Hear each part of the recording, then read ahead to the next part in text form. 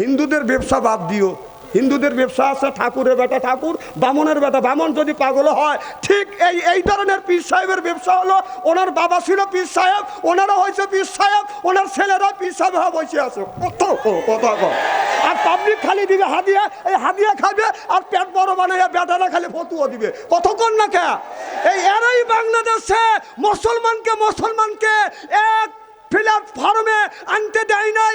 এক বাক্স ভোট দেওয়ার জন্য সবাই যখন রাজি, এরা ইমানের দায়িত্ব নিয়ে এরা চলে গেল।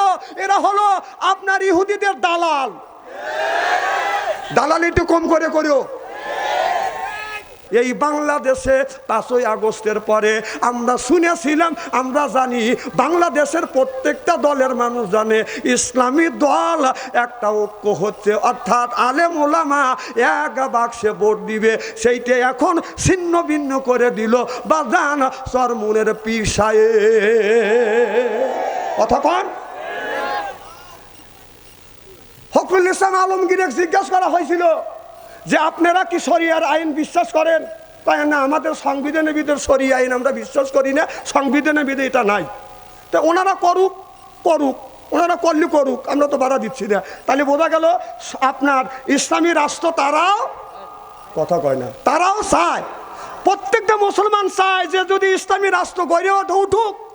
আমরা তো অন্য দল করতেছি, করি, আপনারা ইসলামী দল গড়ে তোলেন। তে বাংলাদেশের সব দলের মানুষ একমত, কিসের বিএনপি আর কিসের আওয়ামী লীগ আর কিসের জামাত কিসের জাতীয় পার্টি, সবাই তো মুসলমান চায় যে ইসলামী দেশ যদি হয় হোক। চাইছিল যে 11 দলীয় জোট গঠন হবে। উনি নাটকীয়ভাবে একটা জিনিস শুরু হয়ে গেলে আমরা জানি যে হয়ে যাবে, কিন্তু চরমনের পীর সাহেব যার কথা বললে ওজু না করলেই হয় না। তা আমি জানি যে ওনাদের কথা আমার স্টেজে একটু বলা লাগবে, আমি মিসওয়াক করেই আইছি, কারণ ওনাদের কথা বলতে তো আমার একটু মাপজোক নিয়ে কথা বলা লাগবে, কারণ তারা আল্লাহর ওলি মানুষ। আচ্ছা, আমি কোনো কথা খারাপ বলতেছি, যদি আমি খারাপ বলি তাহলে আপনারা বলতে পারেন। তাহলে সবাই আমরা চাইছিলাম যে ইসলামী ঐক্য হবে, ইসলামী রাষ্ট্র ধীরে ধীরে, একবারে তো হবে না, ধীরে ধীরে হবে।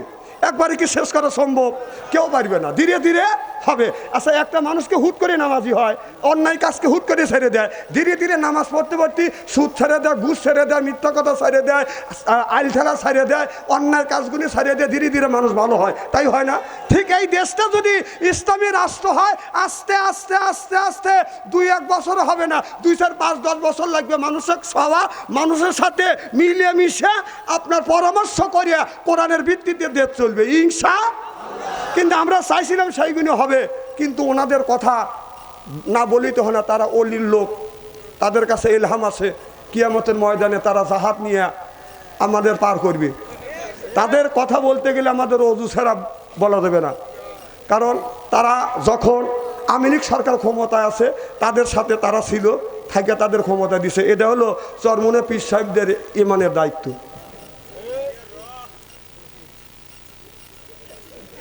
চিন্তা করছেন? হায় রে আল্লাহরে মানুষ রে। আবার এরশাদ চাচা যখন ক্ষমতা আসছিল, তেনাও তার সাথে গেছিল, তার ইমানের একটা দায়িত্ব আছে, ইমানের দায়িত্ব দিয়ে তাদের ক্ষমতা দিছে।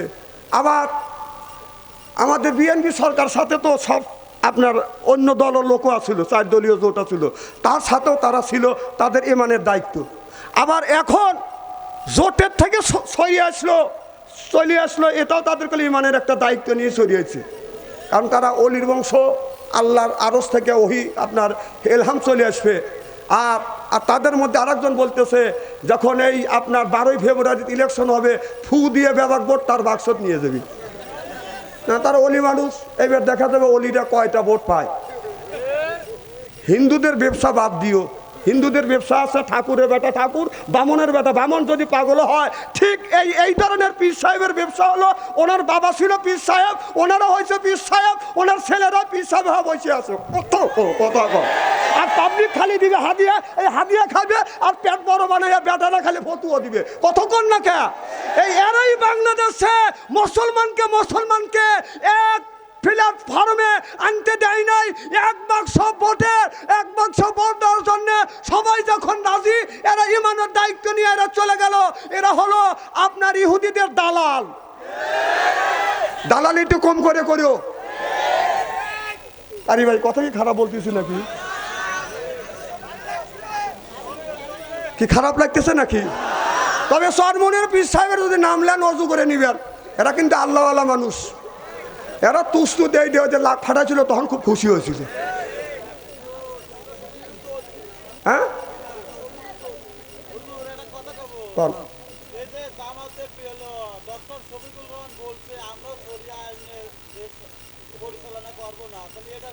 উনি ওইটা বলেন নাই, উনি আমার কথা শুনেলেন। উনি বলছে যে শরিয়া আইনের একেবারেই দেশটা পরিচালনা করা যাবে না, ধাপে ধাপে জিনিসটা করা লাগবে। এগুলো আমরা শুনছি তো, না শুনে আন্দাজে বলতেছি না, জিনিসটা বুঝতে হবে। তারা বলছে আচ্ছা যেই দেশে এই রকম অবস্থা চলছে একবারে যদি শরিয়া আইন যদি পালন করবে। এখন যদি বলা যায় শোনেন, যদি ইসলামের শাসন হবে তারা কোরআনের বিধান পাস করে দিবে। এখন আপনার বউকে যদি আপনি উদলো নিয়ে চলান, তারা বলবে বোরখা পরান।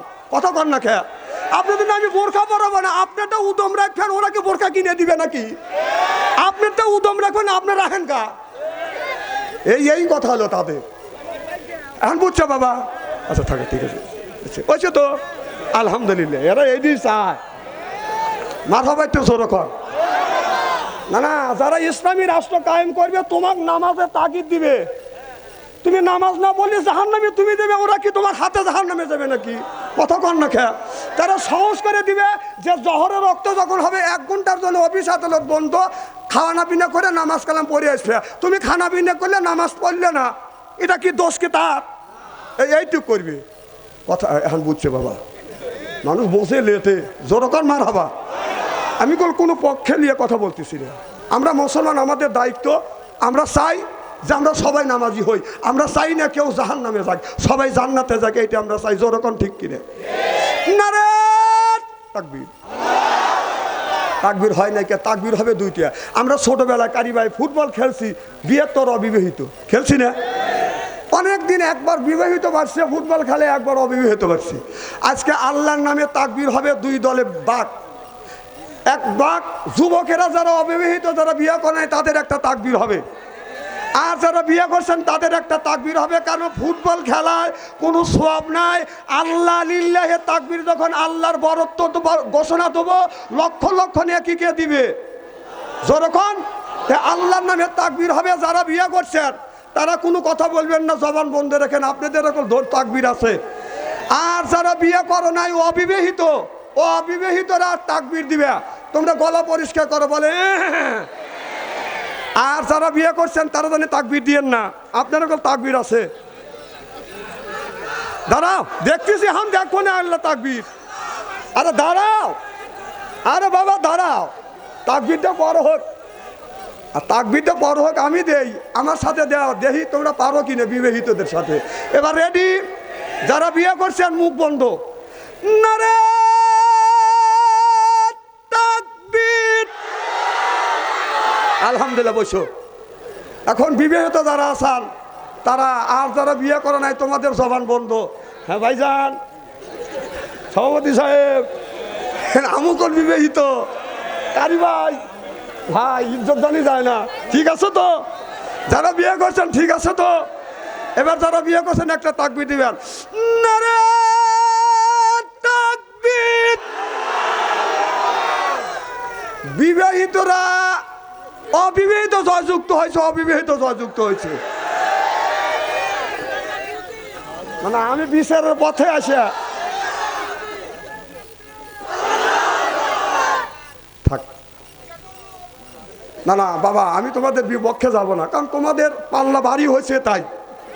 আর বিবাহিত পাল্লার কম হয়েছে। আমি যদি এরকম করে আপনি বলবেন যে হাসিনা যাবে বিচার করছে, তুমিও এরকম বিচার করলে, এই কলঙ্কের বোঝালে আমি আর কবরে যাবে ছেলে নাকি কন? মারহাবাটা জোরে কন। আর ঘন্টাখানি আসান তো আমার সাথে, একই সাথে আখিরে মোনাজাত দিয়ে যাওয়ার কি মন মানসতা আছে? নারে তাকবীর। আমার ভাইয়ের, আমার মুসলমান ভাইয়েরা, আল্লাহর হাবিবের পিয়ামতেরা ভালো করে লক্ষ্য করে শুনো। হযরত ইব্রাহিম আলাইহিস সালাম আল্লাহর কাছে বলেছিল, রব্বে হাবলি মিনাস সলিহিন, আল্লাহ একটা নেক বেটা দাও। আল্লাহ তার একটা নেক বেটা দান করলেন, নাম হলো ইসমাইল আলাইহিস সালাম। হযরত ইব্রাহিম আল্লাহর কাছে চাইলো, আল্লাহ একটা বেটা দাও। আর আল্লাহ বলল, বন্ধু ইব্রাহিম তুমি আমার কাছে যখন বেটা চাইলে, আল্লাহ জবাব দিলেন ফাবাসারনাহু বিগোলামিন হালিম। আল্লাহ বলল, বন্ধুরে তুমি আমার কাছে নেক সন্তান চাইলে আমি একটা নেক সন্তান শুধু দান করব না, ধৈর্যশীল একটা সন্তানকে দান করব। এই জন্য ইব্রাহিম আলাইহিস সালাম বলেছিল, রব্বি হাবলি মিনাস সলিহিন, আল্লাহ নেক বেটা দাও। আর আল্লাহ তারে নেক বেটা দান করছে। আমরা যেটা জন্ম দিছি এটা বেটা না ঠেটা, শয়তানের জেতা। রাস্তা দিয়ে গেলে বাজান বাজাইলে এটা বেটা, কিয়ামতের দিন খাবে যাতা পেটা। আহলা তুকুম ফিতনা তুম, বেটা বিটি হচ্ছে পরীক্ষার বস্তু। বেটা বিটির কারণে মা বাবা নামাজ পড়ে রোজা রাখবার পরেও মা বাবা জাহান্নামে যাবে। জোরকর নাউজুবিল্লাহ। ভাই আমাদের এখানে নিয়ম আছে, এখন জালসা হলি মেলা হয়, আর মেলার মধ্যে ঘোরে কারা? কিছু কিছু যুবতী মহিলা সুন্দর করে সাজগোজ করিয়া লিপস্টিক লাগা মেলার মধ্যে দিয়ে ঘোরে, আর কয় যে কে না আমার দেখে বলবে আই লাভ ইউ। ও সুন্দর করে সাজগোজ করে 4-5 জন যুবকরা পিস পিস করে, আরো বলতেছে না জানি আমার কি কদর রে। মানে যুবকরা ঘুরতেছে, আমার কথা হচ্ছে যে পচা জিনিসে মাছি তো বিনবিন বেশি করে। আচ্ছা আপনারা কি কোনোদিন দেখছেন যে আতরের দোকানে মাছি বিনবিন করছে? মাছি বিনবিন কোথায় করে? টুটুল করে যেখানে কুত্তো বসা, গরু বসা, মুরগি বসা, যত পচা আছে ওই জায়গায় যা মাছি বিনবিন করে। পশি মার্কা মহিলা তুমি এই দিনে মেলার মধ্যে তো গরো, আর পচা মার্কা কিছু যুবক পিছনে বিনবিন করে। পশির পিছনে পচা করে না না, আনঠিক কথা কখন বললাম আমি? কন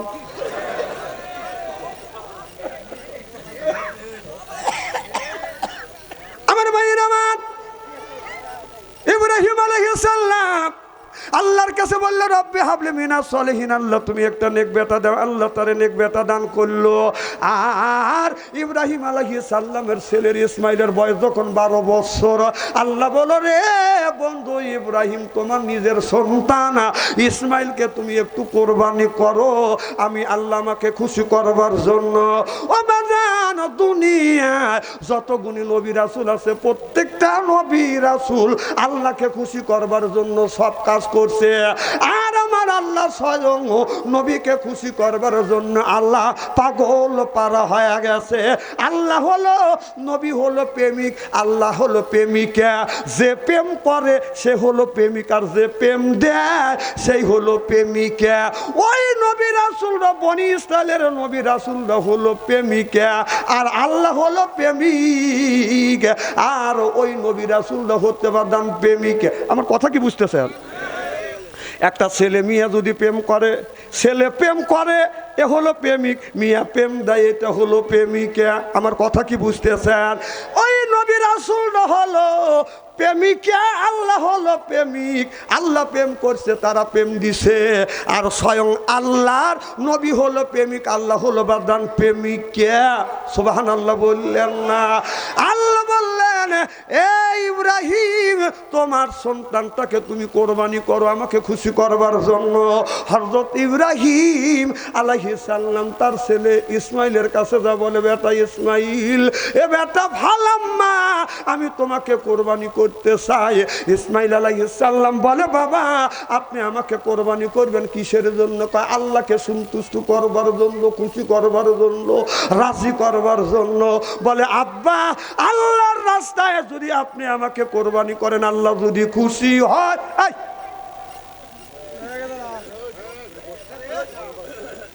ওখানে উঠো দাও, উচিত ওটা মুইতে হাঁটছে। আচ্ছা ওরা ওয়াজের কি বোঝে? ওরা দেখছে ওর বাপ মা কইতেছে যে বাচ্চা আনসারি আইছে, ওখানে তারা দিছে, তারা দিয়ে ওরা ওর বাপ মা দুজন আরামে ঘুম পাইতেছে। যা যা বাচ্চা আনসারি আছে, ওনে তা ডিস্টার্ব করে গা। ওর আব্বা যদি আসতো ওখানে কাছে লাগতো।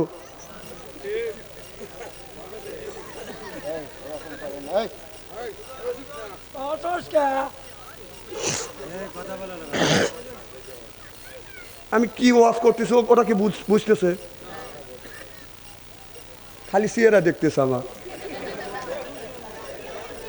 আবার আমার ডাক দেখে হুজুর, দেখ আল্লাহ এদের হেদায়েত নসিব করে, জোরকন আমি কি যেন বলতেছিলাম, ইব্রাহিম আলাইহিস সালাম, সুবহানাল্লাহ, একটু জোরকন, মারহাবা, একটু জোরকন। এবার বাবা ডেকে বলে, বেটা ইসমাইল, আমি তোমাকে কোরবানি করব। ফালাম্মা, বাবা আমি তোমাকে কোরবানি করব। ছেলে বলতেছে, আব্বা কেন কোরবানি করবে? বলে, বেটারে আমি যদি তোমাকে কোরবানি করি আমার আল্লাহ খুশি হয়ে যাবে, রাজি হয়ে যাবে। এবার হযরত ইসমাইল বলল, আব্বা আমি যদি কোরবানি হই আল্লাহ যদি খুশি হয়। ছেলে উত্তর দিল, আসলামা, আমি আল্লাহর রাস্তায় কোরবানি হওয়ার জন্য রাজি। সুবহানাল্লাহ, এটা জোরে কর। অমনি টান হয়ে শুয়ে বলেন, বাবা আপনি আমার গলায় ছুরি চালান। ছুরি চালানোর আগে রশি নিয়ে যখন বাঁধতে চায়, কে বাবা আপনি কেন আমার হাত পা বাঁধবেন? ও বেটা আমি তোমার বাবা, যখন তোমার গলায় ছুরি চালাবো তোমার হাত পাও নড়াচড়া করবে। এবার ছেলেটা বলে, ও বাবা আমাকে নড়াচড়া পাবে না, আমাকে ধৈর্যশীল পাবে। ইনশাআল্লাহ মিনাস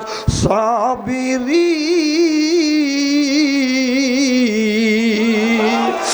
আপনি ধৈর্যশীল পাবেন, আমি একটুকু নড়াচড়া করব না। এবার ইসমাইল আলাইহিস সালাম, ইব্রাহিম আলাইহিস সালাম নিজের ছেলে ইসমাইলকে জমিনে টান করে বাদান শোয়াইলেন। ছেলেটা যখন শুয়ে পড়লেন, বাবা তরবারি হাতে নিয়ে, ছুরি হাতে নিয়ে বলতেছে, বিসমিল্লাহ আল্লাহু আকবার। ইসমাইল শুয়ে পড়ছে, বাবা কোরবানি করবার জন্য বাদান রেডি হয়ে গেছে। বিসমিল্লাহ আল্লাহু আকবার জবান থেকে উচ্চারিত হচ্ছে, ছুরিটা এইভাবে বাদান যাচ্ছে। এমন সময় আল্লাহ আরশে আজিম থেকে সবকিছু দেখতেছে। আল্লাহ ইন্নাল্লাহ আলিমুম বিজাতিস সুদূর। আল্লাহ বলে, ইব্রাহিম তাকিয়ে দেখ, আমার বন্ধু ইব্রাহিম আলাইহিস সালাম নিজের কলিজার টুকরা সন্তান, একমাত্র সন্তানকে আমি আল্লাহ আমাকে খুশি করবার জন্য নিজের ছেলেকে কোরবানি করতেছে। জিবরাইল রে তাড়াতাড়ি যা, জান্নাত থেকে একটা লোহার টুকরা, বেহেশতের থেকে একটা লোহার টুকরা নিয়ে ইসমাইল আলাইহিস সালামের থুতির নিচে যাও, ধরো। এই ছুরি যেন গলা না কাটে, পশম যেন না কাটে, ছুরিটা যেন ওই লোহার টুকরার উপরে যেন পড়ে। আর একটা দুম্বা নিয়ে ইসমাইলকে সরাইয়া দুম্বা ছুরির নিচে পাইয়া দেও। আমি আল্লাহ চাই না বাবার হাতে ছেলে কোরবানি হোক। সিল্লাখন আল্লাহু আকবার। জিবরাইল আলাইহিস সালাম বলে, আল্লাহ আমি আছি 7 আসমানের উপরে সেই বড়র গাছের নিচে। ও আল্লাহ, আর তিনি 7 আসমানের নিচে আপনার মিনার ময়দানে নিজের সন্তানকে জমিনে শোয়াইয়া বিসমিল্লাহ আল্লাহু আকবার উচ্চারণ হচ্ছে, আর ছুরিটা যাচ্ছে। আল্লাহ এত দূর থেকে আমি কেমন করে যাব? আল্লাহ বলে, জিবরাইল তোমার তাড়াতাড়ি যাইতেই হবে। হাদিস শরীফের মধ্যে আছে, আল্লাহ জিবরাইল আলাইহিস সালামকে 600টা পাখা দিছে। 600 পাখা দিয়ে বাদান টান মারছে। জান্নাত থেকে লোহার টুকরা আর দুম্ব নিয়ে আইসে দেখে ছুরি যায় নাই, যাচ্ছে। তার আগে লোহার টুকরা নিয়ে এসে হাজির হয়ে গেছে।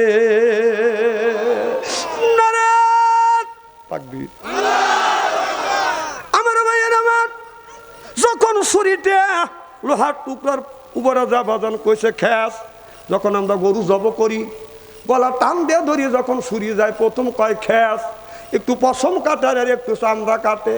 2 নম্বরে বলে ফ্যাস, একটু বেশি কাটে। 3 নাম্বার হলো শেষ। কথা বুঝে না আরে, 3 ফেসে কাটিয়া যায়। 1 নাম্বার দিছে গসন লাগছে, 2 নাম্বার গসন লাগছে, 3 নাম্বার 1 নাম্বার যা ছুরিটা বাদান পড়ছে ওই আপনার কিসের উপরে, লোহার উপরে। এর মধ্যে দুম্বা শোয়াইছে খ্যাস, 3টে ফ্যাস দিছে, এইবার হয়েছে শেষ। রক্ত হাতে পড়ছে। ইব্রাহিম আলাইহিস সালাম জানে নিজের কলিজার টুকরো সন্তান ইসমাইল কোরবানি হয়ে গেছে।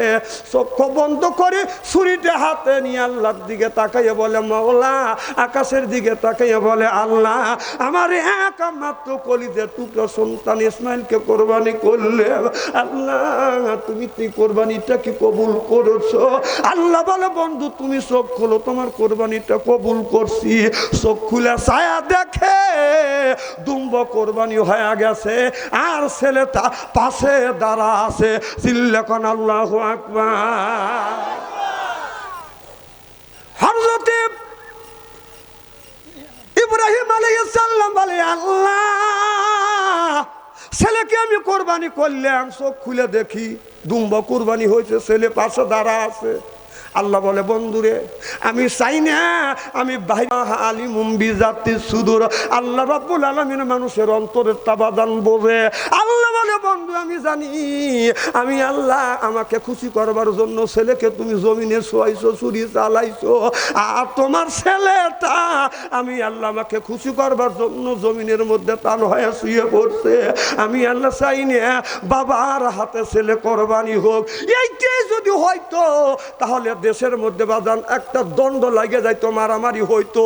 বাপের যদি 4টে যদি ছেলে থাকতো, বাপ মাও পরামর্শ করে বলতো বড় ছেলেকে দিব এই বছর, দ্বিতীয় ছেলেকে আর 1 বছর, তৃতীয় ছেলেকে আর 1 বছর, চতুর্থ ছেলেকে আর 1 বছর দেব। এই পরামর্শ করলে 4টে ছেলে চুক্তি করে বুড়ো বুড়িকে একসাথে কোরবানি দিত। আমি কোরআন হাদিসের কথা বাস্তব দিয়ে বলি, আর এরা হাসে। মানুষ আমাকে কয় যে হুজুর হাসা, আসলে হাসির উদ্দেশ্যে কি কথা বলতেছি? আমার চেহারার তো হাস্য লাগছে, চেহারা আমাকে দেখলেই মানুষ হাসে। অনেক বক্তা স্টেজে এসে আমাকে দিয়ে হাসে, কোনো হাসেন কে হুজুর আপনার চেহারা দেখলে হাসা আসে। এই দেখেন আপনার কাছে কথা বলার না, তাকালিয়ে হাসে। দেখছেন কি করবো কর, না না আমাকে দেখলে হাসলে আমার কি করার আছে কর। আসলে আমি হাসির উদ্দেশ্যে কোনো কথা বলিনি, সব কথা বলি আল্লাহকে খুশি করবার জন্য। মার হবে একটু জোরে কর। আমার ভাইয়ের আমার বাস্তবের সাথে মিল করি আমি কথা বলি। এজন্য আল্লাহ কোরআন কারিমের মধ্যে 80 থেকে 82 জায়গা বললেন ওয়াকিমুস সালাহ, নামাজ কায়েম করো। এরপরে আল্লাহ নিজেই বলছে ইয়া আইয়ুহাল্লাযিনা আমানু, ওহে ঈমানের বিশ্বাসীরা, কু আনফুসুকুম, নিজে বাঁচো, তোমার আহেল পরিবারকে বাঁচাও। আজকে নিজেও বাঁচলাম না, আহেল পরিবারকে বাঁচাইতে পারলাম না। আপনার ছেলের বয়স হলো 12 বছর, ওর হাতে আপনি স্ক্রিন টাচ মোবাইল তুলে দিয়েছেন। আপনার মেয়ের বয়স হলো 12 বছর, তার হাতে আপনি স্ক্রিন টাচ ফোন তুলে দিয়েছেন। এই ছেলেটা জীবনও মারে ফোন দেয় না, বাবারও ফোন দেয় না, বন্ধু ফোন দেয় না। ভুল কমে যদি বাবা যদি ওই ছেলেটাকে যদি ফোন দেয়, আপনার ফোন পায় ওয়েটিং। তোমার কাছে ফোন করিলে পাইগো শুধু ওয়েটিং। কার সাথে করিতেছ তুমি ফিল্ডিং, ও ডার্লিং, কার সাথে করিতেছ তুমি ফিল্ডিং। কথাকে আমি অবাস্তব বলতেছি। আবার ফোন না দিলে ছেলেরা কান্দে আর রসিলিয়ে গড়ে কয় কে ফাঁস নেবো। ওই টাচ মোবাইল না দিলে সে বিষ খাইয়ে মরতেছে, ফাঁসি দড়ি হাতে নিয়ে মা বাবারে ভয় দেখা। মা বাবা ভয় পায়ে ফোনটা দিচ্ছে কি নিয়ে, এইভাবে ইমান কিয়া রাখা যায়। কি বেদি হইয়াছে সোনার বাংলায় বন্ধুরে, কি বেদি হইয়াছে সোনার বাংলায়। আল্লাহ বলে নিজে বাঁচো, তোমার আহেল পরিবারকে বাঁচাও। আজকে নিজেও বাঁচলাম না, আহেল পরিবারকে বাঁচাইতে পারলাম না। আপনার 3টে ছেলে, 3টে ছেলের হাতে স্ক্রিন টাচ ফোন কিনে দিয়েছে, মেয়েটার হাতেও আপনি স্ক্রিন টাচ ফোন কিনে দিয়েছে। আর স্ক্রিন টাচ ফোন কিনে দিয়ে আপনি বাবা মসজিদে যাইয়া আগের কাতারে দাঁড়িয়ে আল্লাহর কাছে দোয়া করতেছেন, রব্বানা জালামনা। ফ্যাক ফাক করে বেবাও। 3টে ছেলের হাতে 3টে টাচ ফোন দিয়ে ফ্যাক ফাক করে বেবাতে স্যার, তোমার বেবা নেওয়ার 5 পয়সার মূল্য নাই। কত কর না কে? আপনাদের কি গ্রাম জানি এটা? ও দত্তকান্দি গ্রামের মধ্যে যদি 50টা যুবক যুবতী থাকে, তাদের কাছে যদি স্ক্রিন টাচ ফোন থাকে, আপনি রাত 12টার পরে ফেসবুকের মধ্যে ঢোকেন, মেসেঞ্জারের মধ্যে ঢুকে দেখেন, যদি 50টা যুবক যুবতী থাকে, তার 40টা রাত 12টার পরে লাইনে রয়েছে। ও কি করতেছে? তাহাজ্জুদ নামাজ পড়ে মোনাজাত করতেছে। ভাই কথা কয় না, এরা তাহাজ্জুদ নামাজ পড়ে মোনাজাত করতেছে। না, এই যে খালি 9টার সময় ফেসবুকের মধ্যে ঢুকে 3:30 পর্যন্ত খালি খোট্টা যাচ্ছে। বাবা মা দোজকে নেওয়ার জন্য উঠে পড়ে লাগছে। আরে দাঁড়ান, কথাটাকে বলবি আর দেন আমাকে। আরে কথাকে আমি শেষ করছি নাকি? দেখেন, আমি যারা টাচ ফোন ব্যবহার করে, আল্লাহ কোরআনের মধ্যে বলছে যে মহিলার দিকে এক নজর যদি তাকান আল্লাহ মাফ করবে, দ্বিতীয়বার তাকালে আল্লাহ আমলনামায় গুনাহ লিখবে। আমাদের দেশের যুবকরা কা হুজুর একবার তাকালে যদি আল্লাহ মাফ করে, দ্বিতীয়বার তাকালে যদি আমলনামায় গুনাহ লেখে, হুজুর এক নজরে 1.5 ঘন্টা তাকা থাকবো। না না, এই তাফসির করে কি লাভ আছে নাকি? তাহলে আল্লাহ বলছে একবার তাকালে মাফ করবে, দ্বিতীয়বার তাকালে আল্লাহ আমলনামায় গুনাহ লিখবে। আমরা এই কথা বলি, মহিলার দিকে যদি নজর একবার পড়ে যায় আল্লাহ মাফ করবে, দ্বিতীয়বার আপনি তাকায়েন না, তাকালেই গুনাহ লিখবে। আর আমার কয় কি হুজুর ওয়াজের মাহফিলে গেলে কয় মহিলার দিকে তাকান যাবে না, মসজিদে গেলে হুজুরা বয়ান দেয় মহিলার দিকে তাকান যাবে না।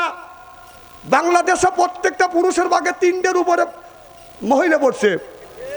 এই জন্য আমি ঘোষণা দিচ্ছি, আমি যদি এই দেশের প্রেসিডেন্ট যদি কোনোদিন হই, আল্লাহ বলছে যে 2 দিয়ে শুরু করো, 2, 3, 4, না পারলে একটা নিয়ে সন্তুষ্ট থাকো। যদি আমি এই দেশের প্রেসিডেন্ট হই, যাদের সামর্থ্য আছে বাধ্যতামূলক 2টা করে বিয়ে করা আমি পাস করে দিতাম। কিন্তু জানি আমি জীবনে প্রধানমন্ত্রী হইতে পারবো না, এটা আমার মনের আফসোস। না কথাটা আমাকে বলবে দিবেন তো? তাহলে এখন আমাদের বলে হুজুর রাস্তা দিয়ে গেলে ডাইনে তাকালে মহিলা, বামে তাকালে মহিলা, সামনে তাকালে মহিলা, পিছনে তাকালে মহিলা, উপর দিকে যদি তাকাই আপনার 3 তলার উপর থেকে 3 জন মহিলা মাথা বাই করে আসে, ব্লাউজের আত্মা কুত্তাই খাইছে। হুজুর তাকাবো কোথায়? তাকানোর তো জায়গা নাই। আমি বললাম আল্লাহ বলছে কুল্লিল মুমিনিনা ইয়াহুদ্দু মিন আবসারিহিম, তোমরা নিচের দিকে তাকাও। সুবহানাল্লাহ, একটু জোরে কর। তাহলে আল্লাহ বলছে মহিলার দিকে একবার নজর বলে আল্লাহ মাফ করবে, দ্বিতীয়বার তাকালে আল্লাহ আমলনামায় গুনাহ লিখবে। কথা কি বুঝতেছেন? তাহলে এই যে টাচ ফোনের মধ্যে যে বারবার যে দেখতেছেন, যারা টাচ ফোন ব্যবহার করি, এই জন্য তাদের চোখের জেনা হচ্ছে না। একটা লোকের বিপদ হইতে পারে, না না যাবে দেন কাপড় নষ্ট করতে পারে না, খুব কষ্ট করে চিবিয়ে চিবিয়ে ধরে রয়েছে শক্ত করে। যা বাবা, বাবা আসবে তো আলহামদুলিল্লাহ। না না, একটা লোকের জরুরত হইতেই পারে, জরুরত হলে 1 আঙুল দেখাবেন। কথাটা আমাকে কবে দেন, খুব খারাপ লাগতেছে নাকি? কি জানি বলতেছিলাম?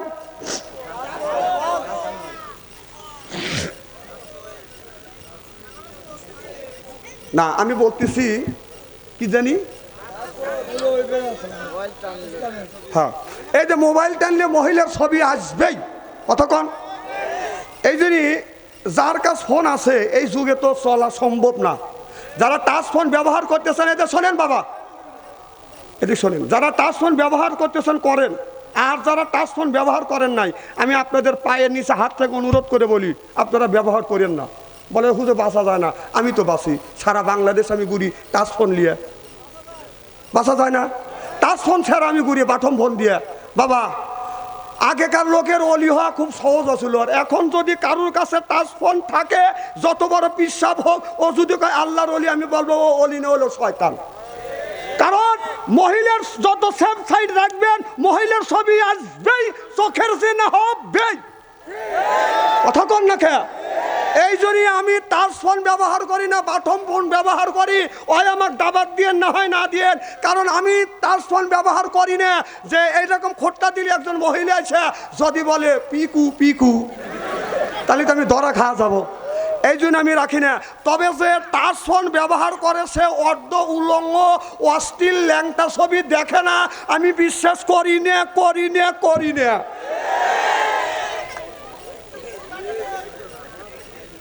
বাবা কি খুশি হয়েছেন? এই যে বাবা, এই যে বাবা তাকান, খুশি হয়েছেন তো? আমি আমার বাবাকে খাতের করি না। আমার ছেলের বয়স, আমি কোনোদিন টাকা দিয়ে ছেলেকে ফোন কিনে দেই নেই। বলছি তুই উপযুক্ত হ, শিক্ষা অর্জন কর, কামাই শেখ, তুই কিনে তুই অশ্লীল ছবি দেখবি, তোর পাপের বাগে তুই হবি, তুই পাপ করবি, আর আমি কবরে মরে যাই, পাপের বাগে আমি হব, ফ্যাক্সিলোড হওয়া যাবে। কথা ভাবছো আনসারি নাই? হাসি দিয়ে উড়ো দিচ্ছেন, আমার কথার ওজন কত কারি পাচ্ছেন জিজ্ঞেস করে দেখে।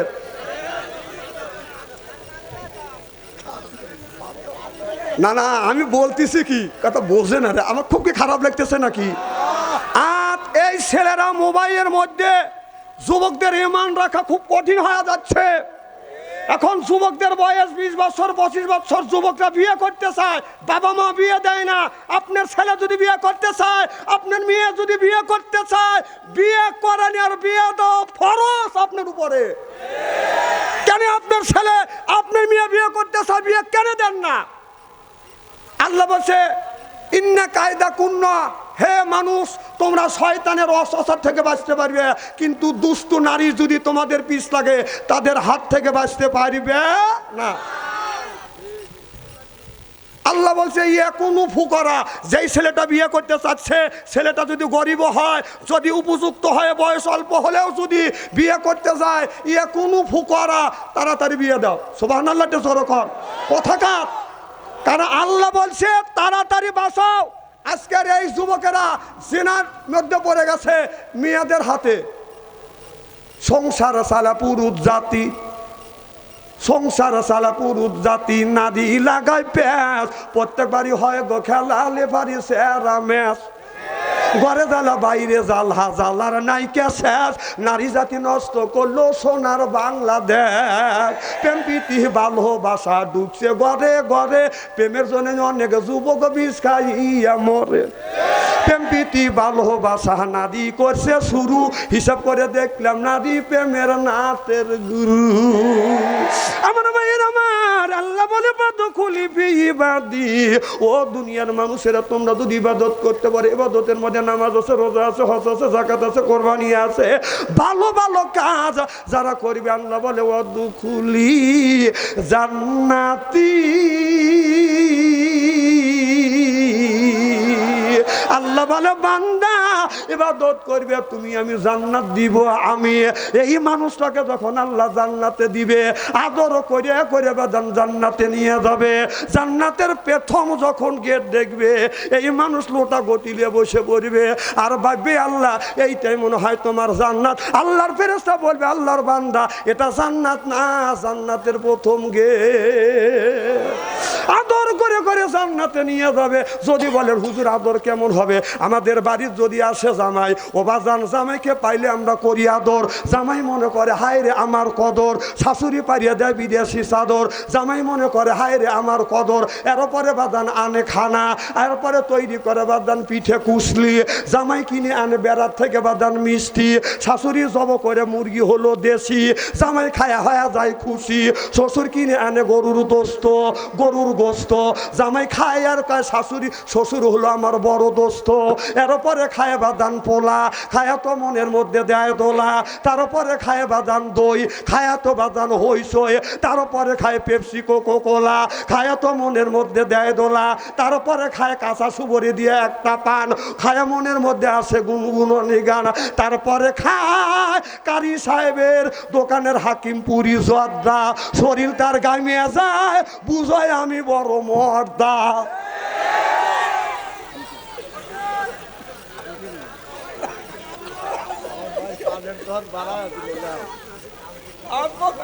খুব কি খারাপ লাগতেছে নাকি?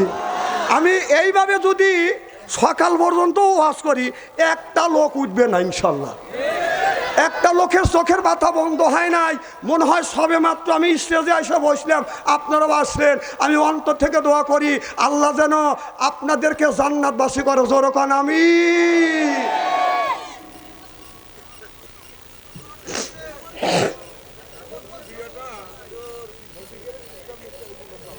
আচ্ছা আমি কি করতেছি কোরআন হাদিস থেকে তাফসীর, আপনি কোন কি?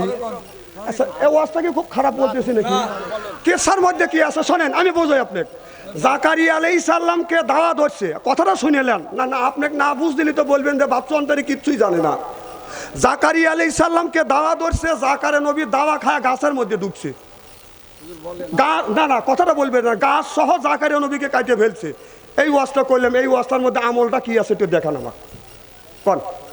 আর আমি সেই কথাগুলি বললাম যে ছেলেকে উপযুক্ত বয়সে বিয়ে দেন, এটা ফরজ আপনার উপরে, আপনি ওটা বাদ দিয়ে এটা নফল হতো না। আপনি বলতেছেন কেসা কাহিনী কর, কথা কয় না। না এর মধ্যে কি বুঝলেন আর কতটুকু সবটাই নেবাই করে পারবেন কন? আর আমি সেই কথাগুলি বললাম যে এই মোবাইলে টাচ ফোন আপনি দেখেন না, দেখলে মহিলার ছবি আসলে গুণ হবে, এই কথাটা আপনি হিসাব করলেন না কত গুরুত্বপূর্ণ। আপনার কিছু পুরস্কার দেওয়া উচিত তো ছিল আমার। এখন কথা চালাইতেছেন, বাপ তো সব বলি থাকে, আর স্বাভাবিক। আরে যারা বাবা তারাই তো জিতবে, কতক্ষণ না খায়, তারা তো আমাদের জন্ম দিছে, এরা তো আমাদের গার্জিয়ান। খুব খারাপ লাগতেছে নাকি? জোরকল মার হবা। আরে বাবা কিসা কাহিনী তো অনেক বক্তা বলে, আমি তো তাফসির করে বর্তমান প্রেক্ষাপট মিলে কথা বলি। এতগুলি হাদিস বললাম, আয়াত বললেন, তা বাদেও যদি আপনার মন না ভরে কি কি ইচ্ছা গল্প কন। খুব খারাপ লাগতেছে। আচ্ছা, আল্লাহ এখানে বলতেছে অকদা রব্বকা, হে বান্দা আমার দাসত্ব করো, আল্লাহ তাবুদু আমার গোলামি করো, ইল্লা ইয়াহু আমার বন্দিগি করো, ওয়াবিল ওয়ালিদাইনি ইহসানা আল্লাহ বলো আমার দাসত্ব আমার গোলামি করবার পরে তোমরা তোমার নিজ নিজ পিতা মাতার খেদমত করো। কথা কার? আল্লাহ। আমার ভাইয়ের আমার, আল্লাহ বললেন ও দুনিয়ার মানুষেরা, তোমরা আমি আল্লাহ আমার ইবাদত বন্দেগী করবার পরে তোমরা তোমার নিজ নিজ পিতা মাতার খেদমত করো। কথা কার? তা আল্লাহ বলে তোমার মা আর বাবার খেদমত করো। আজকে মা হয়েছে বুড়ি, গার যাইতে মার গুড়ি, বাবা হলো বুড়া পিঠের উপর ধরে ধরে বুড়ো, শ্বশুর হলো আব্বাজান, শাশুড়ি হচ্ছে আম্মা জান, বিয়ে করছে পিয়ারা জান, ওরাই সব জানের জান, পরাণের পরাণ, জোর কন ঠিক কিনে। বাবা একটা বাবা কষ্ট করে ছেলেকে মানুষ করছে, বিয়ে করেছে, বিয়ের আগে ছেলের মার সাথেও সম্পর্ক, বাবার সাথেও সম্পর্ক, বাড়ির সাথেও সম্পর্ক, বোনের সাথেও সম্পর্ক। ছেলেকে বিয়ে দিয়ে 6 মাসও যায় নাই, সেই একটা পিতৃ মেয়ে এলেছে 12-14 বছর বয়স, সেই মহিলা বিছানায় শুয়ে এক বালিশে মাথা রেখে বালিশ মন্ত্র দিয়ে পাম দিচ্ছে, তোমার বাবা ভালো না, তোমার মা ভালো না। ও বাবা 6 মাস না হইতে হইতেই মার সাথে দ্বন্দ্ব, বাবার সাথে দ্বন্দ্ব, ভাইদের সাথে বেজাল, গুনেগারে দেখতে পারে না। কথা কয় না। আরে একটুখানি মেয়ে তোমাকে পাম দিল আর তুমি বাবার সাথে সম্পর্ক নষ্ট করলে, মার সাথে সম্পর্ক নষ্ট করলে, বাড়ির সাথে সম্পর্ক নষ্ট করলে, বোনের সাথে সম্পর্ক নষ্ট করে দিলে, একটুখানি পিচ্ছি মহিলার কথা শুনে। আরে কত কষ্ট করে মা বাবা মানুষ করছে। তুমি যদি বেড়া হাতে যাও, চতুর আলী হাতে যা, বেড়া যদি হাতে যা, আসতে যদি রাত 12টা হয়, আচ্ছা দেখবে বাবা বাড়ির সব মানুষ ঘুমাইছে, মাও বাড়ির সব মানুষ ঘুমাইছে, ছেলে ঘুমাইছে, মেয়ে ঘুমাইছে, বিউ আরামে স্টার জালসা দেখতেছে অথবা ঘুমাচ্ছে, ভাই বোন সবাই ঘুমাচ্ছে, 2জন ব্যক্তি ঘুমায় না, একজন হলো মা আর একজন হলো বাদান বাবা। আপনি যদি বাসায় না আছেন, এই বাবা সিএনবি পর্যন্ত আগিয়া যায়, বেড়া সিএনবি আগে যায়, বলে একজনে জিজ্ঞাসা করে বেটা তোমরা বাসায় আসছো, আমার বেটা আব্দুল খালেক কই? কয় দেখি না, বাবা পাগল হয়ে যায়। আর একজনকে জিজ্ঞাসা করে আমার বেটা আব্দুল খালেক কয়? কয় আমি দেখছি আপনার সিএনবির উত্তর মাথায়। বাবা দৌড়া সিএনবির উত্তর মাথা বাদান ছেলেকে খোঁজার জন্য যায়, ওই জায়গা যা ছেলেকে পায় না, বাবা পেরেশান হয়ে যায়। বাবা দৌড়া বাড়িতে এসে বলে আব্দুল সালামের মা, বেটা সালাম কি বাসায় আসছে? বলে না তো সালাম বাসায় আসছে না। তুমি কি সালামকে পাও নাই? বলে না, ও সালামের মা সালামকে পাই নাই। মা পাগল হয়ে যায়, হা আমার বেটা কোথায় গেল? মাও কান্দে, বাবাও কান্দে। বাবা ও বাবা তুমি আসো নাই। এরপরে রাত 12টার সময় যখন তুমি বাসায় আসছো, এসে দেখো বাড়ির সব মানুষ ঘুমাইছে, ছেলেও ঘুমাচ্ছে, মেয়েও ঘুমাইছে, 2জন ঘুমায় নাই। একজন হলো বাবা, আপনাকে খোঁজাখুঁজি করিয়া পেরেশান হয়েছে, আর একজন খাবার নিয়ে বসে আছে, উনি হলো জনদুঃখিনী মা। বাবা সেই মায়েরা কষ্ট দিও না, মা এমন নিয়ামত, বাবা এমন নিয়ামত। মোল্লা আলী কারিম রহমাতুল্লাহ আলাইহি বলে, কেউ যদি মা বাবার পায়ে হাত রাখিয়ে যদি সুমা খায়, সে যেন আল্লাহর জান্নাতের খাম্বায় সুমা দিল। খেদমতে মা দরপে দর কোন এখতিয়ার, তাসা পিয়ার মালে দৌলত বখতিয়ার, তাসা পিয়ার মালে দৌলত বখতিয়ার। মোল্লা আলী কারিম রহমাতুল্লাহ আলাইহি বলতেছে, কেউ যদি মা বাবার পায়ে হাত থেকে যদি সুমা দেয়, সে যেন আল্লাহর জান্নাতের খাম্বায় সুমা দিল। যুবক, মা বাবার খেদমত করলে আল্লাহ তিনটে জিনিস দেয়। 1 নাম্বার আল্লাহ হায়াত বাড়িয়ে দেয়, 2 নম্বর আল্লাহ রিজিক বাড়িয়ে দেয়, 3 নাম্বার অভাব অনটন আল্লাহ দূর করে দেয়। চিল্লাকন সুবহানাল্লাহ। বাবা, ওই মাকে কষ্ট দেওয়া যাবে না, বাবাকে কষ্ট দেওয়া যাবে না। এ যুবক, আমার মা এই জমিনে বেঁচে ছিল 112 বছর বয়স। আমার বাবা 97 বছর পর্যন্ত বেঁচে ছিল। আমি যখন মাহফিল করবার জন্য ব্যাগ নিয়ে যখন আমি রওনা দিছি, আমার আব্বা আমার পিছ পিছ আসছে, আমি আগে আগে হেঁটে গেছি। বাবা পিছ পিছ এসে বলতেছে, বেটা তুমি কয়টায় আসবে? আমি বলছি, বাবা আমি 12টায় আসবো। আবার কিছু দূর আগে যা আমারে বলে, বেটা তুমি কয়টায় আসবে? আমি বলছি, বাবা আমি রাত 12টায় আসবো। আবার আগে গেছি, যতক্ষণ পর্যন্ত বাবা আমার পিছনে আইছে, আমাকে জিজ্ঞেস করছে, শুধু বলছে বেটা কয়টায় আসবে? আমি বলছি, বাবা 12টায় আসবো। এই কথাটা বাবা বলছে, এখন বাবা মারা গেছে। এই কথাটা আর ছেলেরাও বলে না, ও বাদান বাইরাও বলে না, বিবু বলে না তুমি কখন আসবে। একজন ব্যক্তি বলছে, সেই হলো বাবা, বলছে বেটা তুমি কখন আসবে? আমি বলছি, বাবা 12টার সময় আসবো। আবার একটুখানি আগে যা বলতেছে, বাবা কয়টায় আসবে? আমি বলছি, আব্বা 12টায় আসবে। আবার বলছে, বাবা কয়টায় আসবে? আমি বলছি, বাবা 12টায় আসবে। এই কথাটা জিজ্ঞেস করছে, তিনি হলো বাবা। যার মা নাই, যার বাবা নাই, সেই মায়ের ব্যথা বোঝে। চোখে যদি পানি আসে, ওই মানুষটার চোখে পানি আসে। কলিজা যদি আঘাত লাগে, বাবা মাকে যে ভালোবাসে তারই কলিজা আঘাত থাকবে। এমন কোনো নিষ্ঠুর সন্তান নাই যে মা বাবার কথা শুনলে কলিজা আঘাত লাগে না, চোখে পানি আসে। মা বাবার কথা শুনলে চোখে যদি পানি আসে, কলিজা যদি আঘাত লাগে, বুঝতে হবে আজকের মাহফিল আল্লাহর দরবারে কবুল হবে। আমিন কর। বাবা এই জন্য বলবো, মার সাথে বাবার সাথে দুর্ব্যবহার করা যাবে। আমার ভাইয়ের আমার বাবা যখন বলছে, আমি বলছি 11টায় আসবো, তখন গাড়ি তো নিয়ে আসি নাই, ভাঙে ভেঙে গেছে। আমি দেখছি রাত 11টার সময় আমার মা আমার বাবারে জিজ্ঞেস করছে, বেটা কয়টায় আসবে? কয় 12টায় আসবে। মা বলছে তাড়াতাড়ি যাও, 12টা তো বাজে সাইল। আমার আব্বা আস্তে আস্তে করে দরজা খুলিয়া ও বাদাম 3 রাস্তার মোড়ে এসে আমার বাবা বাদাম দাঁড়াইছে। বাবা চিন্তা করতে, যদি ডান রাস্তা দিয়ে আসি, ছেলে আর 1 রাস্তা দিয়ে আসতে দেখা হবে না, ভয় পাবে। আমার বাবা 3 রাস্তার মোড়ে বাদাম দাঁড়িয়ে থাকছে। আমি দেখছি ঘন কুয়াশা। আমি 12টায় আসি নাই, 1টায় আসি নাই, 2টা যখন বেজেছে, আমি আস্তে আস্তে এসে দেখি 3 রাস্তার মোড়ে আমার বাবা দাঁড়া আছে, একটা পাতলা পাঞ্জাবি আর হালকা একটা চাদর গায়ে দিয়া, ঘন কুয়াশা। বাবা এইভাবে বাদান দাঁড়া আছে, জড়ো শুরু হয়ে দাঁড়া আছে। আমি এসে সালাম দিয়ে বলছি, বাবা কখন ধরে আপনি দাঁড়া আছে?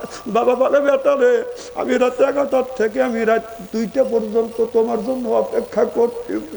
আমার বাবার গায়ে হাত দিছি, হাত টান্না, পায়ে হাত দিছি, হাত পা টান। বাবাকে বলছে, বাবা আপনি আমার জন্য কষ্ট করতেছেন। বাবা আমার যতদিনে বাবা ছিল, বাবা আমার জন্য কষ্ট করছে, 3 রাস্তার মোড়ে দাঁড়িয়ে থাকছে। এখন বাবা নাই, আর কেউ 3 রাস্তার মোড়ে আমার জন্য অপেক্ষা করে না। যিনি অপেক্ষা করছেন তিনি হলো জনম দুঃখী বাবা। বাবা যা মা বাবা মারা গেছে, মাটি দিয়ে আসছে, সেই লোকটা বোঝে তার 2টা ডাল মাথার উপর থেকে শেষ হয়ে গেছে। একটা ডাল হলো বাবা, একটা ডাল হলো মা। বাবা মৃত্যুর পর দীর্ঘদিন মা দুঃখিনী জীবিত ছিল। আমি মাহফিলে যখন যাইতাম, আমার মা, তাই আমি এরকম করে হাতটা কে চুমো দিত। মা আমারে মাঝে মধ্যে আমারে জড়ো ধরে কপালে চুমো দিত, গালে চুমো দিয়ে বলতো, বেটা রে আমি দোয়া করে দিলাম, বেটা আমার দোয়া তোমার সাথে থাকবে। আমি মার কাছ থেকে বদন দোয়া নিয়ে আসছি। আমি দেখছি, আমি যখন গেটের সামনে আসছি, আমার মা বুড়া মানুষ, 112 বছর বয়স। আস্তে আস্তে আসিয়া গেটের সামনে দাঁড়াইছে। আমি অনেক দূরে যাইয়া লক্ষ্য করে দেখছি আমার মা এখন পর্যন্ত আমার জন্য তাকিয়ে আছে। ও বাবা, আজকে আসতে দেখলে আমি গেটের সামনে দাঁড়াইয়া দেখলাম, মার কথা মনে হইল আল্লাহ আজকে যদি মা থাকতো আমার জন্য অপেক্ষা করতো। আর মা নাই, কেউ গেটের সামনে দাঁড়াইয়া আমার জন্য অপেক্ষা করে না। যিনি অপেক্ষা করতেন তিনি হলো জনম দুঃখিনী মা, তিনি মা। আজকে মা নাই বাবা, মার ব্যথা বুঝি মা কি নিয়ামত। আরে যখন মাহফিল করে মার কাছে গেছি, মা বলছে বেটা ভাত খাইছে? মা খাইনি, কাছে ব্যথা। মার লোক মা বানাইয়া মুখে খাবার তুলে দিছে, মার হাতের খাবার খাইছি, পেট ভরে গেছে। এখন মন চায় ঘরে যা বসি, যদি মা থাকতো আজকে লোকটা বানাইয়া মুখে দিত। মাকে কয়েছে, মা তুমি আমার মুখে খাবার তুলে দাও, তোমার কেমন লাগে বলে ব্যথা। মা যখন সন্তানের মুখে খাবার তুলে দেয় আত্মা শান্তি হওয়া যায়। ওই মানে আপনার কষ্ট দিই বাবা, যার মা নাই সে মায়ের ব্যথা বলবে। আরে মা পিঠাটা তো আর করলি না, খাওয়া থাকছে, সন্তানকে খাওয়াইছে আর সেই মাকে কষ্ট দেয়। আল্লাহ আমার ভাইয়ের, আমার আমি রাত 2টা-3টা যখন বাজান বাসায় আসছি, কনকনা শীত, এদিকে শীত হলো কনকনা। আমি আমার ছেলের ঘরে দরজা হাত দিছি, দরজা শক্ত। হাতে বিবির ঘরে দরজা হাত দিছি, দরজা শক্ত। মা দক্ষিণীর ঘরে দরজা হাত দিছি, যা দেখি দরজাটা বাদান খুলে গেছে। আমি যা দেখি এখন পর্যন্ত আমার মা ঘুমায় নাই। আমি মারে বলছি, মা তুমি কি ঘুমাও না? মা বলে, বেটা রে যতক্ষণ পর্যন্ত তুমি বাসায় না আসো বেটা, এতক্ষণ পর্যন্ত আমি আমার চোখে ঘুম আসে না। এ যুবক, আমি দেখছি আমার বিবিও আরামে ঘুমাচ্ছে, আমার ছেলে মেয়ে আরামে ঘুমাচ্ছে, কেউ আমার কথা বলে নাই। আমি মারে বলছি, মা তুমি কেন ঘুমাও না? মা বলে, বেটা রে আমি মাঝে মধ্যে বাহিরে গেছি, উঠোন দিয়ে দিয়ে ঘুরছি, আমার বেটা আসবে। বেটা যতক্ষণ পর্যন্ত তুমি না আসো আমি তোমার বিছানায় পিঠ দিয়ে ঘুমাই না। ও বাজান, যিনি এই দরজা খুলে খুলে বসে থাকতো তিনি হলো বাজান মা। এ যুবক, যেই মা তোমার জন্য দরজা খুলে বসে থাকে, ওই মায়া কেমন করে তুমি কষ্ট দেও। ও বাবা, পৌষ মাসে শীতের দিনে যখন আমরা ছোট্ট ছিলাম, মা কনকনা শীতের মধ্যে ডানে শোয়তো প্রসাব করে দিতাম, মা বামে শোয়তো প্রসাব করে দিতাম। আরে আমরা কষ্ট পাবো মা আপনার বুকের উপরে নিয়ে ঘুমাইতো, আমরা পেশাব করিয়া মায়ের ব্লাউজটা ভিজিয়ে দিছি। শীতের মধ্যে মা দুকিনি লাথি দিয়ে কোনোদিন খাটের নিচে ফেলে দেয় না। আমার মা, আপনার মা ব্লাউজটা খুলিয়া হাতে কাপড় দিয়া নেকড়া দিয়া বাদান প্রসাব মুছিয়া ছেলেটাকে গায়ের গরম দিয়া ছেলেটাকে বাদান লেপের মধ্যে রাখতো। ও যুবক, তোমার মা ইচ্ছা করলে তোমাকে মেরে ফেলতে পারতো, কিন্তু তা না করিয়া তোমার মা তুমি পায়খানা করে দিছ, প্রসাব করে দিছ। যুবক, তোমার মা তোমারে বড় বানাইছে, আর বড় বানানোর পরে কেন তুমি তোমার মারে তুমি কষ্ট দাও? যুবক, ওই মারে তুমি কষ্ট দিও না। আমি যখন মাহফিল থেকে আসছি বাবা, আমার মার কাছে যখন বসেছি, আমার মা আমার গায়ে হাত দিছে, গা ঠান্ডা, হাত ধরছে হাত ঠান্ডা, পায়ে হাত দিছে হাত ঠান্ডা। আমার মা বলছে, বেটা শীতের মধ্যে তোমার পায়ে ঠান্ডা, পা ঠান্ডা হয়ে গেছে। আমার মা শরীরটা গরম করিয়া আমার সর্ব শরীরে বাদান মালিশ করে দিত। এখন মালা ভাই, শীতের মধ্যে কেউ সরিষার তেল গরম করিয়া শরীরে মালিশ করে না। যিনি মালিশ করেছেন তিনি হল মা। বাবা, মাকে কেন কষ্ট দিবে বাবা? ওই বাবারে কেন কষ্ট দিবে বাবা? আল্লাহ বলছে, আল্লাহর ইবাদত করবার পর, রসুলের সুন্নত তরিকা মানার পর খেদমত করা লাগবে কার? মা বাবার। আর সেই মাকে কষ্ট দাও, বাবারে কষ্ট দাও। বিয়ে করে এসে বোর কথা শুনে সেই মাকে বাবাকে রাখে তুমি আলাদা হয়ে খাও। তোমার পাঁচটা মনে একটা কথা বলে না, বাবা তুমি একদিন বুড়ো হবে, তুমি যদি তোমার মা বাবাকে ভাত কাপড় না দাও, বরণ বসন যদি না করো, তাহলে তুমি যখন বাবা হবে তোমার ছেলেরাও তোমার বরণ পোষণ করবে। তো বাবা এক কথা, মা বাবার খেদমত করা লাগবে। আমি আপনাদের কষ্ট দেবো না, রাত 12টা পার হয়ে গেছে, সারা রাত ওয়াজ করলে হবে না, ফজরে নামাজ পড়তে হবে।